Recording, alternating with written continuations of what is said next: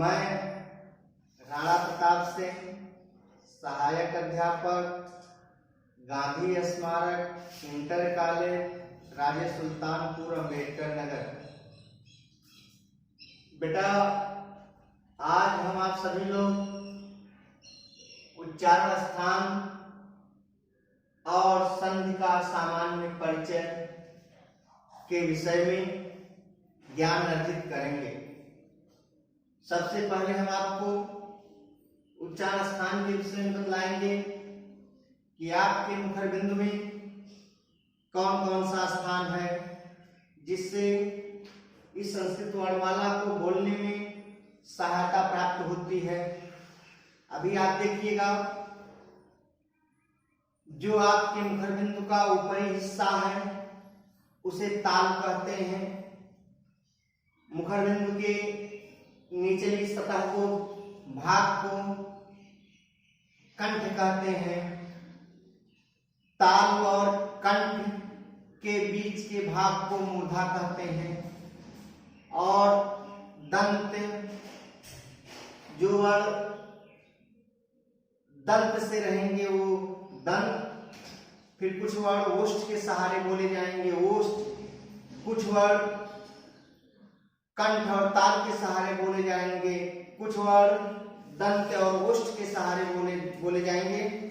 और कुछ वर्ड नासिका के सहारे बोले जाएंगे। इन सब का भी हम आपको ज्ञान कराएंगे।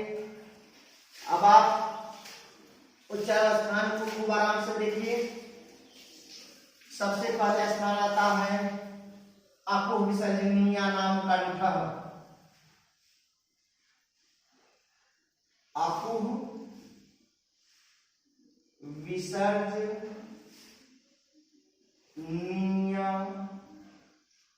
नाम कंठ। अब बेटा आराम से आप देखिए, आपको विसर्जनीय नाम कंठ। हम आप सभी लोग रटे रहते हैं। इसमें देखिए अ मतलब आपका ह्रस्व और दीर्घ दोनों।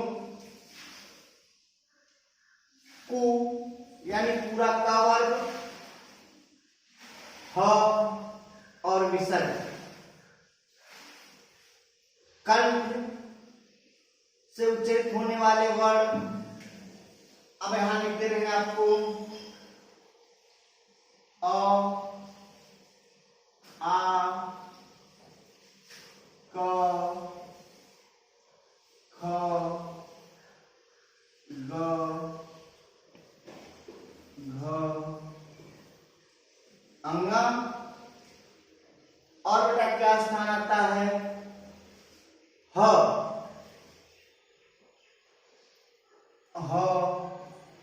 और आपका यह विसर्ग। ए वर्ड हो गए। इसको थोड़ा सा और आसानी से आपको समझा दें। इसको तो रट लेंगे, आपका काम चल जाएगा, लेकिन परीक्षा भवन में जब आप बैठेंगे हो सकता है इसको भूल जाएं। तो आप तुरंत जो वर्ड दिया रहे उसको 2, 4, 5, 6 बार, 8 बार, 10 बार बोलने का प्रयास करिए। वह आपको पता चल जाएगा वह मुखर बिंदु के किस स्थान से उच्चरित होता है। जैसे बेटा यह अ है, यह आ है, यह पूरा का वर्ग ह और विसर्ग है। तो आपको बता दें, कुछ बच्चे या बच्चियों के जो गले का हिस्सा होता है यहाँ ये निकला रहता है, तो वो जब इस वर्ड को पढ़ेंगे तो ऐसे ही पता चल जाएगा कि वह कंठ से बोला जा रहा है। लेकिन नहीं अगर है तो आप यहीं उंगली रखिए, उंगली रख करके उस वर्ड को बोलिए तो इंजन के पंप की तरह वह आपका जो गले के अंदर कंठ का हिस्सा है वह तुरंत बताता चला जाएगा। हम पढ़ रहे हैं, ध्यान से देखिए। अ, आ, क, ख, ग, घ, अंगा, ह और विसर्ग। यानी इन वर्णों को बोलने में एकदम स्पष्ट परिलक्षित होता है कि यह कंठ के सहारे से बोले जा रहे हैं।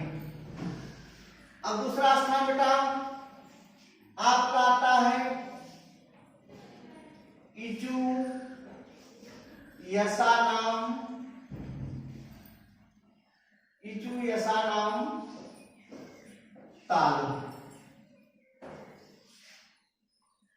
अभी भी आपको बताए हैं कि जो नीचे का सतह है वह आपका कंठ है और आपका जो ऊपर की सतह है वह ताल कहा जाता है। ई का मतलब ह्रस्व ई और दीर्घ ई दोनों।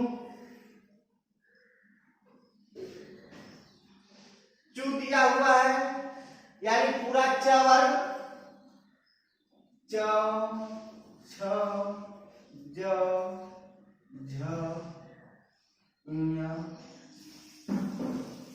य और स। अब ध्यान दीजिए, जब इनका आप उच्चारण करेंगे बेटा तो आपकी जिह्वा जो है जाकर के ताल को छुएगी, एकदम चिपक जाएगी। ई ई च छ ज झ ञ य स। तो बेटा इस बात को आप ध्यान देंगे कि आपकी जिह्वा ज्यों जाकर के ऊपर सटे तो आप बोलने से तुरंत समझ लीजिएगा कि यह वर्ड सभी ताल की श्रेणी के अंतर्गत आएंगे। पहली बात तो आप इसको याद कर लीजिएगा, इसका नाम तालु। भाई बने अगर आपको वहां परीक्षा भवन में भूल रहा है तो इस वर्ड को कई बार बोलने का प्रयास करिएगा, तो आपकी जिह्वा अपने आप जाकर के उस पर सटेगी, तो आप समझ लेंगे कि यह वर्ड उसी वर्ड का उच्चारण स्थान तालु। और देखिए एक और चीज बता दें कि जो यह स बोला जाता है, तीनों स की ध्वनियां एक प्रकार निकलती हैं। तो व्याकरण लोगों को दिक्कत होने लगी, इस स को क्या कहेंगे और उस स को क्या कहेंगे, एक स को क्या कहेंगे, आगे बताते हैं। अब यहां आएगा ऋतु रसाणाम मूर्धा, ऋतु रसाणाम मूर्धा। अब फिर बात आती है आपकी जिह्वा जितने तेज नीचे आए और उतने तेज ऊपर जाए, यानी कंठ और ताल के बीच में ही रह जाए, वही स्थान आपका मूर्धा कहलाता है। अब देख लीजिए री री पूरा टावर ट ठ ड ढ आ र और यह स। पहले इसको आप रखिए, किसी कारणवश आपको यह भूल जा रहा है तो इसको 2-3-4 बार आप पढ़िए तो वह पता चल जाएगा। जैसे रि रि ट ठ ड ढ अ र स। तो बेटा कई बार आप पढ़ेंगे तो यह जो आप याद किए रहेंगे इसकी आवश्यकता नहीं पड़ेगी, यह ज्यों का त्यों वर्ड खुद बता देगा कि उसका उच्चारण स्थान क्या है। इतनी बात समझ गया। और आते हैं ऋतु लसानाम दंत्यम, ऋतु लसानाम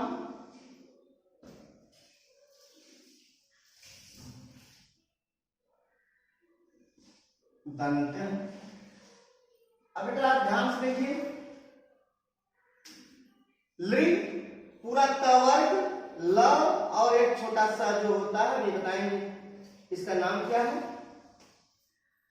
ऊपर देखिए दोनों का दीर्घ किए हैं, यहां भी दीर्घ, यहां भी दीर्घ, यहां भी दीर्घ, लेकिन संस्कृत वर्णमाला में लि का दीर्घ नहीं होता है।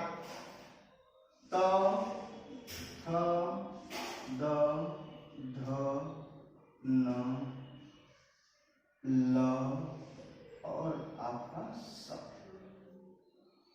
पहले तो याद करिए, फिर उसके बाद यदि ये भूलता है तो इसको उच्चारित करिए। पढ़िए लि त थ द ध न ल स। तो बेटा एकदम आपकी जिह्वा जाकर के दंत को छू रही है। क्या कर रही है? दंत को स्पर्श कर रही है, यानी इन वर्णों का उच्चारण स्थान क्या होगा? दंत होगा। इन वर्णों का उच्चारण स्थान क्या होगा? दंत होगा।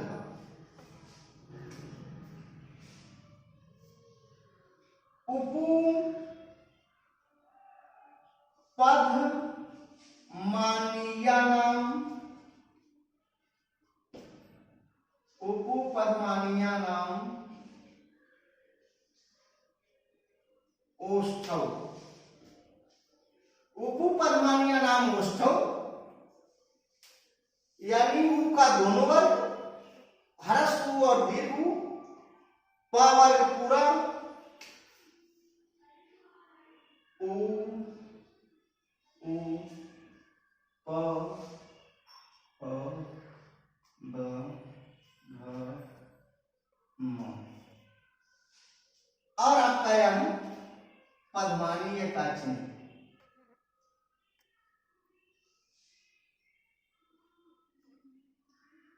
बेटा पहले तो इसको याद करिए, फिर उसके बाद किसी कारणवश यह विस्मृत हो जाता है कि इसको आराम से पढ़िए। उ प फ ब भ म, पद्मानीय का चिन्ह दिया हुआ है। यह जो इस प्रकार का चिन्ह कहीं भी दिया गया तो इसको आप ओष्ठ से इसका उच्चारण उच्चरित होता है। तो इन वर्णों को बोलने में पूरा ओठ आपका सट जा रहा है, यानी इन वर्णों का उच्चारण स्थान क्या है? ओष्ठ है।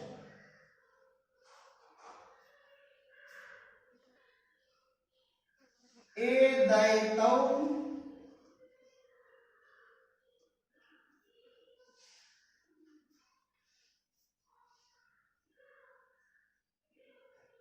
ए दैतौ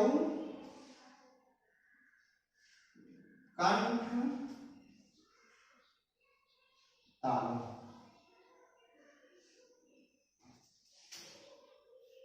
अब ध्यान दीजिए, यहां ए आए, इसका उच्चारण स्थान कंठ है और तालु है। इसका उच्चारण स्थान क्या है? कंठ और तालु है। ओ दौतौ कंठोष्ठम, ओ और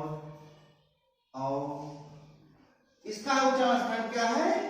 कंठ और ओठ है। वकारस्य दंतोष्ठम, वकारस्य दंत्योष्ठम, व का उच्चारण स्थान बेटा दांत और ओठ है। व जब व बोलेंगे आप तो आपका दोनों ओठ आपस में स्पर्श करेंगे और ये हमारा दांत बन जाएगी। वकार दंतोष्ठम, यमन रनम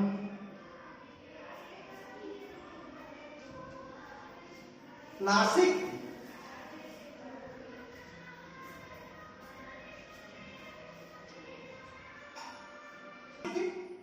यमन रनम क्या हुआ? नासिक, यानी वर्ग का प्रथम पंचम वर्ण यमन रणम, यह जो 5 वर्ण है वह नासिका से बोले जाते हैं। एक चीज आपको भ्रम होगा, आप कहेंगे कि हाँ अंगा दिया हुआ है, यहाँ इया दिया हुआ है, यहाँ अड़ा दिया हुआ है, यहाँ न दिया हुआ है, सबका उच्चारण स्थान क्रम में यह है। लेकिन बेटा बलवती जो होता है वह नासिका होती है। म नासिका बलवान है, ओष्ठ कम है। अंगा नासिका बलवान है। जो बलवती रहेगा, अगर अलग से पूछ दिया कि अंगा का उच्चारण स्थान क्या है, यह आप कर देंगे तब भी सही होगा, नासिका कर देंगे तब भी सही होगा।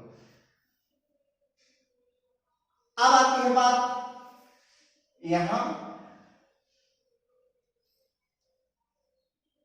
इनके नामकरण की बात आती है। इनका नामकरण कैसे किया जाए? क्यों नामकरण किया गया? इसलिए बेटा इनका नामकरण किया गया कि तीनों प्रकार की ध्वनि जो शब्द है या तीनों प्रकार के इनकी ध्वनियां एक समान निकलती हैं। सम सम सम। तो व्याकरण महोदय को सभी लोगों को पाणिनि इत्यादि को काफी दिक्कत हुई कि अब इनको क्या कहा जाए। हम लोग पढ़ते थे तो कहा जाता था बड़का स, मूर्धन्य स, छोटा स। लेकिन बेटा आप जिस तरह से अग्रसर होंगे आगे की तरफ, इस स को तालव्य स, इस स को मूर्धन्य स और इस स को दंत्य स। कैसे इसका नाम पड़ता है? उच्चारण स्थान से ही, क्योंकि इस स को ताल के सहारे से उच्चारित किया जाता है, इस वजह से इसे तालव्य स। इस स को मूर्धा के सहारे से उच्चारित किया जाता है, इस वजह से इसको मूर्धन्य स। इस स को दंत के सहारे से बोला जाता है, उच्चारित किया जाता है, इस वजह से इसको दंत स कहते हैं। बेटा इसको आप सभी लोग खूब आराम से नोट कर लें और इसको खूब अपनी स्मरण शक्ति करके इसको याद कर लें। परीक्षा में हमेशा पूछा जाता है। अब तो उच्चारण स्थान आपको बता दिए हैं। अब हम आपको थोड़ा सा संधि के विषय में बतलाने जा रहे हैं, उसको आप आराम से देखिएगा।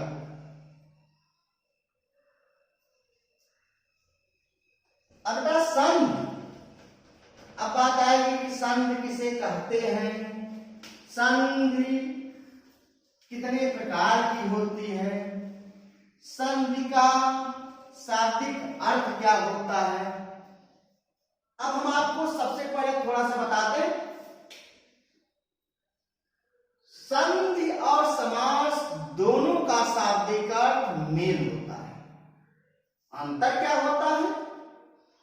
संधि दो वर्णों या अक्षरों में होती है। संधि किसमें होती है? दो वर्णों या अक्षरों में होती है। और समास दो पदों में होता है। इतना अंतर हुआ। संधि का शाब्दिक अर्थ,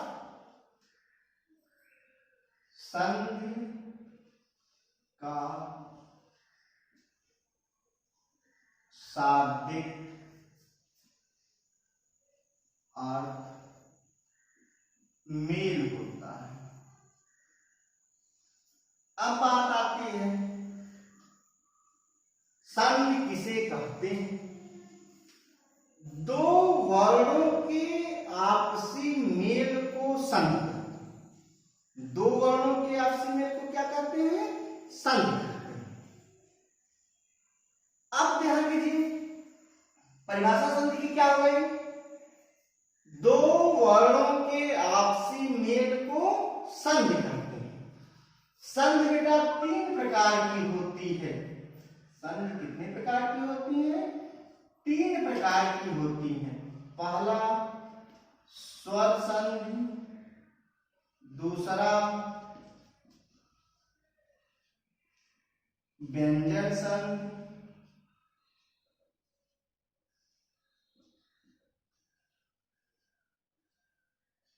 तीसरा विसर्ग संधि। विसर्ग संधि। अब हम क्या आपको सबसे पहले स्वर संधि के विषय में अध्ययन कराएंगे। स्वर संधि कहते किसे हैं, स्वर संधि के मुख्यतः भेद कितने माने गए हैं, इत्यादि चीजों में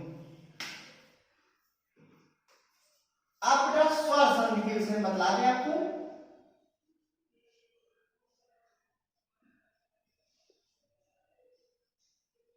स्वर संधि, स्वर संधि किसे कहते हैं, इस पर थोड़ी चर्चा है। दो स्वरों के आपसी मेल को स्वर संधि कहते हैं। यानी दो पद होंगे, इधर एक पद इधर, यानी ये दोनों आपस में काफी नजदीक होंगे और दोनों ही स्वर होंगे। क्या होंगे? स्वर। इसमें कोई व्यंजन नहीं होगा। अगर व्यंजन आ जाएगा तो व्यंजन संधि हो जाएगी। अगर व्यंजन नहीं रहेगा तो स्वरों के मेल को स्वर संधि कहा जाता है। अब देखा जाए बेटा, स्वर संधि का पहला दीर्घ संधि, दूसरा गुण संधि, तीसरा वृद्धि संधि, चौथा यण संधि, पांचवा अयाज संधि, छठवां पूर्व रूप संधि, सातवां पर रूप संधि। खाका तैयार कर दिए। पूर्व रूप संधि, पर रूप संधि, यह दीर्घ संधि, गुण संधि, वृद्धि संधि, यण संधि, अयाज संधि, पूर्व रूप, पर। यानी इस परिवार में सबसे मुखिया कौन हुआ? दीर्घ संधि। अब हम आप सभी लोग दीर्घ संधि पर चर्चा करेंगे। पहले देखेंगे कि संधि कैसे होगी, इसको आपको बता दें।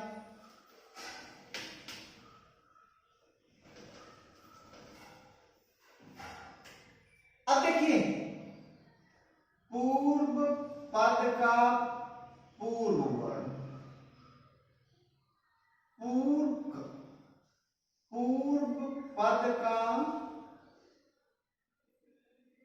पूर्व पद का उत्तर वर्ण प्लस उत्तर पद का पूर्व वर्ण और उत्तर पद का उत्तर वर्ण।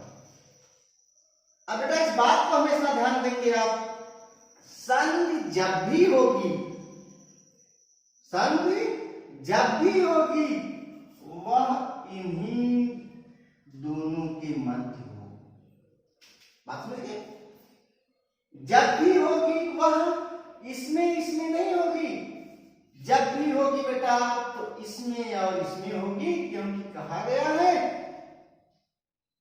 वर्णों के आपसी मेल को, यानी जो काफी नजदीक हों ऐसे वर्णों के आपसी मेल को संधि कहते हैं। अब आप यहां बता दें, इतना हो गया। जैसे अभी एक उदाहरण ले लें छोटा सा, जैसे हिमालय शब्द आ गया, हिमालय आ गया, तो हम आप सभी लोग करेंगे हिमधन आल। एक चीज और ध्यान रखिएगा, जो यह पूर्व पद का पूर्व वर्ण हुआ, यह पूर्व पद का उत्तर, और यह उत्तर पद का पूर्व वर्ण, यह उत्तर पद का उत्तर। बेटा जो पूर्व पद का उत्तर वर्ण रहेगा उसमें स्वर छिपा रहेगा, और जो उत्तर पद का पूर्व वर्ण रहेगा वह प्रत्यक्ष रूप से दिखाई देगा। जैसे यहां पर देखिए, प्रत्येक व्यंजन में एक स्वर छिपा होता है, यह आपको पहले ही बता चुके हैं, आज भी सुन लीजिए। अब हम आपको कर दे रहे हैं, जैसे यह पूर्व पद का पूर्व वर्ण, यह पूर्व पद का उत्तर वर्ण, जब भी संधि होगी बेटा इसी में होगी, इसमें और इसमें नहीं होगी। अभी अब दिखा दे आपको, इस बात को समझिए आप। हमारे कहने का तात्पर्य केवल यहाँ एक था उदाहरण देने का कि आप समझ लें कि पूर्व पद कौन है, पूर्व पद का उत्तर वर्ण कौन है, उत्तर पद का पूर्व वर्ण कौन है, और उत्तर वर्ण का उत्तर वर्ण कौन है। मैं आपको तो बता दिया, हमेशा फिर एक बार आपको बता दें, हमेशा इस बात का ध्यान रखिएगा कि संधि जब भी होगी तो दोनों स्वर काफी नजदीक होंगे, दोनों में समीपता होगी और पूर्व पद का उत्तर वर्ण में जो स्वर रहेगा वह अप्रत्यक्ष रूप से रहेगा और उत्तर पद के पूर्व वर्ण का जो वर्ण रहेगा स्वर, वह स्वर स्पष्ट रूप से आपको दिखाई देगा। बात हमारी जान लिए। अभी हम बताए हैं कि व्यंजन जो होगा, प्रत्येक व्यंजन में ये स्वर छिपा रहता है। प्रत्येक व्यंजन में क्या होता है, एक स्वर छिपा रहता है। जैसे अभी हिम धन आलय आपको बताए, तो म में जो हुआ आ आपका छिपा हुआ है और उधर आ जो है प्रत्यक्ष रूप से दिखाई दे रहा है। इसी प्रकार से कोई उदाहरण और ले लें। विद्याधन आलय, विद्यालय हुआ, विद्याधन आलय, तो यह बेटा पूर्व पद का पूर्व वर्ण है और पूर्व पद का उत्तर वर्ण। यह उत्तर पद का पूर्व वर्ण है और यह उत्तर पद का उत्तर वर्ण। और आप ध्यान दीजिए, संधि जब भी होगी इन्हीं दोनों में होगी। इसमें किसमें होगी, इन्हीं दोनों में होगी और इसमें नहीं होगी। हमारी बात मान लिया। हमारे कहने को इसको बता रहे हैं, अभी जो संधि है उसको हम आगे बताएंगे, केवल यह समझा रहे हैं। देखिए दा में एक दीर्घ स्वर छिपा हुआ है आ, और यहाँ आ किया हुआ है बेटा। इसके आगे की बात दीर्घ संधि से लेकर के इत्यादि संधि तक हम आगे बताएंगे। धन्यवाद।